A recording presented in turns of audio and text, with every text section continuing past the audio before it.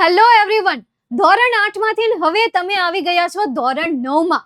એક નવી દુનિયા, એક નવી કહાની, એક ગ્રામરની દુનિયા અને એક થોડું અમથું લેવલ ઉપર.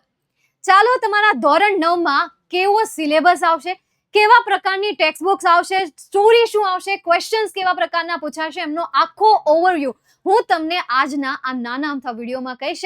છેક સુધી જોડાયેલા રહેજો. તમારા માટે કંઈક નવું અને આખા વર્ષ તમને મોટિવેશન અને આખા વર્ષ તૈયારી કરવા માટે એક મેપ બનીને તમારી મદદ કરશે. ચાલો તો શરૂઆત કરીએ. તો સૌથી પહેલા તો યાર અંગ્રેજી. હું એટલે કે ધ્રુવી મેમ તમારા કે જે તમારી ઇંગ્લિશ વિષય લેશે, બરાબર. તમને અત્યાર સુધી એટલું જ દિમાગમાં છે કે ઇંગ્લિશ મતલબ કે text book and grammar, text book and grammar. હવે તમારું જે ઇંગ્લિશ છે એ ઇંગ્લિશમાં ટેક્સ્ટ બુક તો છે જ, ગ્રામર તો છે જ, પરંતુ સાથે સાથે બીજી એક્સ્ટ્રા કઈ કઈ બુક્સ આવશે એ પણ અહીંયા હું તમને જણાવી દઉં. તો ઇંગ્લિશ સબ્જેક્ટમાં સૌથી પહેલા તો તમને ખબર જ છે તમારી ટેક્સ્ટ બુક વિશે. હવે આ જે ટેક્સ્ટ બુક છે એમાં યુનિટ્સ પણ તમે જોઈ લીધા હશે, તમારી ઇન્ડેક્સમાં જોઈ લીધા હશે, હે ને?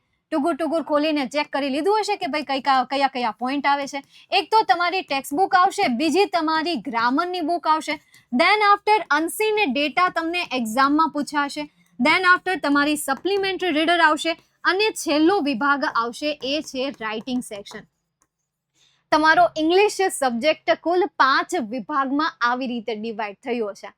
ટેક્સ્ટ બુક, ચલો તમને ખબર છે ટેક્સ્ટ બુકમાં કેટલા ચેપ્ટર આવે છે, કેટલા યુનિટ આવે છે, કેટલી કહાની આવે છે. હરેક કહાની તમને નવી શીખ દઈને જાય છે અને દરેક ચેપ્ટર એટલા ઇન્ટરેસ્ટિંગ છે અને એમાં તમને મસ્ત રીતે સ્ટોરી આપેલી છે, નવા વર્ડ્સ આપેલા છે, નવા શબ્દો આપેલા છે. એ શબ્દો તમને ઇઝીલી યાદ રહી જાય એવા શબ્દો આપેલા છે. અને નહીં યાદ રહે તો હું તો છું જ તે, યાદ રખાવી દઈશ, ગમે એમ યાદ રખાવી દઈશ, હસતા રમતા મજાક કરીને યાદ રખાવી દઈશ. હવે સમજો, ટેક્સ્ટ બુકમાં ટોટલ 11 યુનિટ આવે છે. દેન આફ્ટર એમાં તમને +4 કવિતાઓ આપે છે. હવે આખાનું આપણે કેલ્ક્યુલેશન કરવા જઈએ તો આ 11 જે ચેપ્ટર છે એમાંથી તમને 3 પ્રકારના સવાલ પૂછાય. કયા? તો કે પેરેગ્રાફ ઉપરથી સવાલોના જવાબ 8મા ધોરણમાં બહુ સારી રીતે ભણીને આવ્યા છો. હાલો, સાચું કહું છું કે ખોટું? એકવાર કમેન્ટમાં જણાવજો. મેમ તો એમ તો કોઈ દિવસ ખોટું ન કે, પણ આ તો વળી એવું કંઈક થઈ ગયું હોય તો જણાવજો.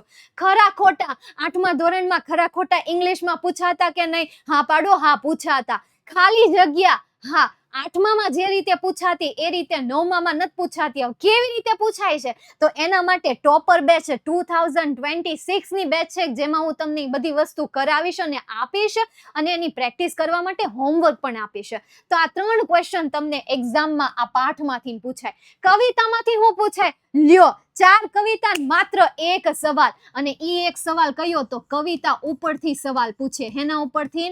કવિતા ઉપરથી. ગુજરાતી વિષયમાં ખબર છે પેલું આવે ગદ્યાર્થ ગ્રહણ, પદ્યાર્થ ગ્રહણ. ગદ્યાર્થ ગ્રહણ એટલે પાઠ અને પદ્યાર્થ ગ્રહણ એટલે કવિતા.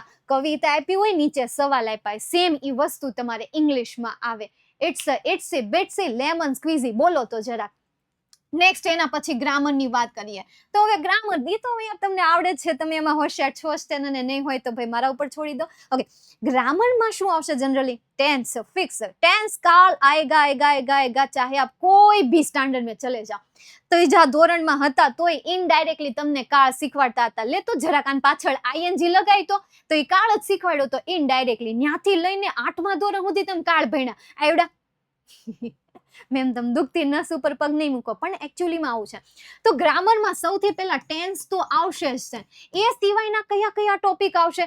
તો કે ભાઈ WH ક્વેશ્ચન. WH ક્વેશ્ચન એટલે તમને ખબર છે ઓલા વોટ, વુ, વેર, એનાથી સવાલની શરૂઆત થાય, ઈ ગ્રામર. પછી કન્જક્શન એટલે તમને ખબર છે કન્જક્શન કઈ દુનિયા છે, કયા મતલબ કે શું છે આખી દુનિયા. કન્જક્શન યાર ઓલા આપણે એન્ડ થી વાક્યને જોડીએ, BUT બૂટ થી વાક્યને જોડીએ. બૂટ નું કહેવાય આ તોળિયા, આ તો હું કહું છું, બાકી બટ કહેવાય તો તમને ખબર છે. સો થી વાક્યને આપણે જોડીએ છીએ, ઓર થી વાક્યને જોડીએ છીએ, આઈધર ઓર, નીધર નોર. અને ન સમજાતું કાંઈ નહીં, પણ આવું કંઈક ગ્રામર આવે. હું આખા સિલેબસમાં કવર કરાવવાની છું. નેક્સ્ટ એના પછી એક તમારે નવી થિયરી આવશે, એને કહેવાશે રિપોર્ટેડ સ્પીચ, એટલે કે ડાયરેક્ટ ઇનડાયરેક્ટ. શું કહેવાશે? Direct indirect. નથી ખબર? કાંઈ નહીં, મારું કામ અત્યારે તમને ખાલી સિલેબસ આપવાનું છે. સમજાવવાનું કામ માટે આખું વર્ષ આપણી પાસે પડ્યું છે. અને ટોપર બેચ આપણી પાસે છે જ તેને, બરાબર, વિદ્યાકુલમાં. નેક્સ્ટ એના પછી એક્ટિવ વોઇસ અને પેસિવ વોઇસના સેન્ટેન્સ. એક્ટિવ વોઇસ અને પેસિવ વોઇસના સેન્ટેન્સ અનસીન ડેટાની આપણે વાત કરીએ તો એ મારા ઉપર છોડી દો, એમાં બધું દેખાય, મતલબ તમે નહીં જોયું ને મેં નહીં જોયું, એના ક્વેશ્ચન હું તમને કરાવી દઈશ. સપ્લિમેન્ટરી રીડર એટલે કે ડોલ્ફિન, અલગથી સ્ટોરી બુક આવે. શું આવે? તો કે અલગથી સ્ટોરી બુક તમારી આવે, એમાં 22 સ્ટોરી છે, 22 કહાની છે. યુટ્યુબમાં હું તમને ડોલ્ફિન ચલાવીશ અને ટોપર બેચમાં હું તમારી text book, grammar, unseen data અને લેખન વિભાગ. છેલ્લો જે છે કયો વિભાગ છે? તો કે લેખન વિભાગ છે. તો આખું તમારું અંગ્રેજીનું પેપર કંઈક આ રીતે છે. પ્રથમ પરીક્ષા, આખા વર્ષમાં તમારી 3 પરીક્ષા લેવાશે. પ્રથમ પરીક્ષા, દ્વિતીય પરીક્ષા અને વાર્ષિક પરીક્ષા. એમાં પ્રથમ પરીક્ષાની વાત કરું તો એમાં 50 માર્ક્સની રહેશે, દ્વિતીય પરીક્ષા 50 માર્ક્સની અને વાર્ષિક પરીક્ષા 50 માર્ક્સની, 80 માર્ક્સની, માય બેડ, 80 માર્ક્સની પરીક્ષા રહેશે. તો આખો સિલેબસ તમારો કંઈક આ રીતે ચાલશે. તો ટોપર બેચમાં જોડાઈ જજો. આખો સિલેબસ એટલી સરળ રીતે અને મસ્ત રીતે સમજાવી દઈશ કે જેથી કરીને તમારો ટાર્ગેટ જે લાવવાનો છે, માર્ક્સ કવર કરવાનો છે, એ ચોક્કસથી કવર થશે. Bye, see you, take care, જય હિન્દ, વંદે માતરમ.